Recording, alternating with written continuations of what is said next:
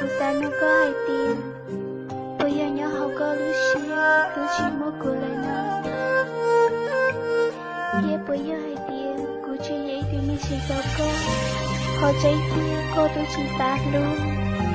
Cô trở lại đa cũ, một học nông, học mong, một học đi.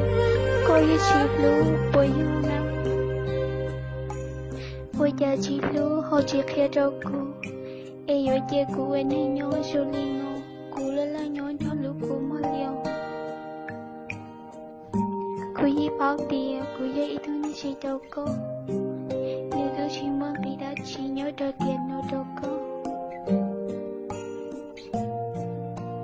Chỉ xa lưu khía cho cô chỉ tôi xía cho cô. Cô dĩ bảo tiền, tôi có một thêm. Cho hai tiền mấy nữa. Cô mua lại chê, cô ý xía. Muốn thiệt tôi như có lưu tiếc con cho đầm.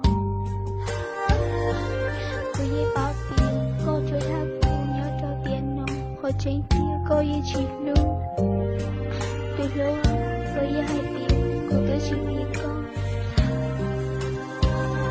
Cô dĩ hai tiền, cô tới chỉ vì con.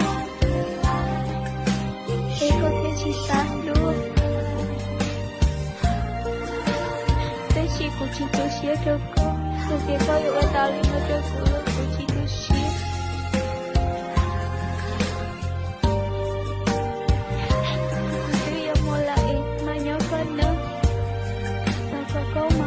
Tôi mới có luôn. Mình sẽ mất đầu tư. Có mình sẽ tao đến hệ ở con lưu để có nhẹ nó chết. Có chỉ thâu ở đó nếu tôi sẽ dạ thì khâu ở đó của. Nếu có một thứ tao như lấy chết. Chú có lưu sẽ còn tiếp lưu nữa nữa. Lưu nào cũng như tôi hệ ở có chỉ ta lưu. Chả mấy nữa chưa em. Lúc họ chỉ xa lúc cô, nhưng cô chỉ xa lúc cô. Tin là cô không một thể gì. Cô yêu quý xếp cho con. Tới khi cô yêu chỉ nhớ lấy thương lòng. Đã hẹn để cô yêu lúc có bố lo lắng. Yêu chỉ nhớ lấy thương. Lời cô yêu chỉ nhớ lấy thương lời tiếc. Đã hẹn điều cô yêu chỉ phải dạy cho cô. School chỉ mua là vì đã chi. Lâu cô chỉ tôi xuyên. Thọ có mỗi có luôn đi cỡ rồi rồi. Cô mà liệu ấy xuyên tôi lưu. Cô dễ bảo tiền cô cho một thế. Thọ có mỗi có luôn đi cỡ rồi nó. Nhưng mấy nữa tư có nào hết tiền. Cô tư lại nói chuyện. Thọ có không vô lối chơi tư cô thiên.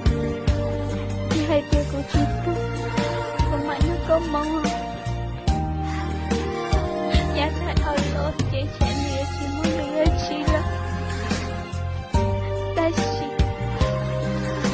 Cô yêu ơi chẳng vô cô. Muốn tốt nấu cưa. Cô yêu chị vô cô là. Ê cô yêu ơi chẳng vô cô. Nếu thương là chị ơi xin gia đình nói chuyện. Nhớ nhau hai kia. Một lúc cô. Em sẽ cô nhớ nhau cô. Một tóc ta cứ tiện lên nó.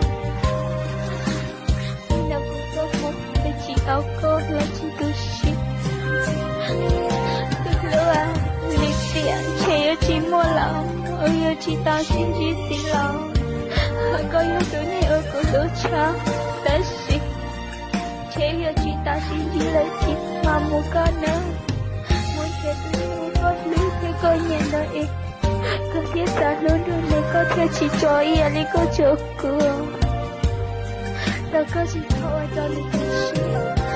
subscribe cho kênh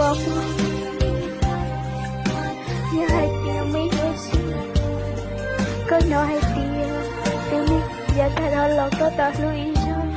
Gõ để không bỏ lỡ những video hấp dẫn. Là chị thơ có hồ lưu chị có hồ chua thơ nổi tiếng. Chị có một ta lên nên chẳng lại là chị đã có lối xia. Hay chị có mua lưu nên. Em lưu chị lưu có lỗ có tu xia là chị. che cô yêu ba cô tu xia yon cho cô tu xia tiêu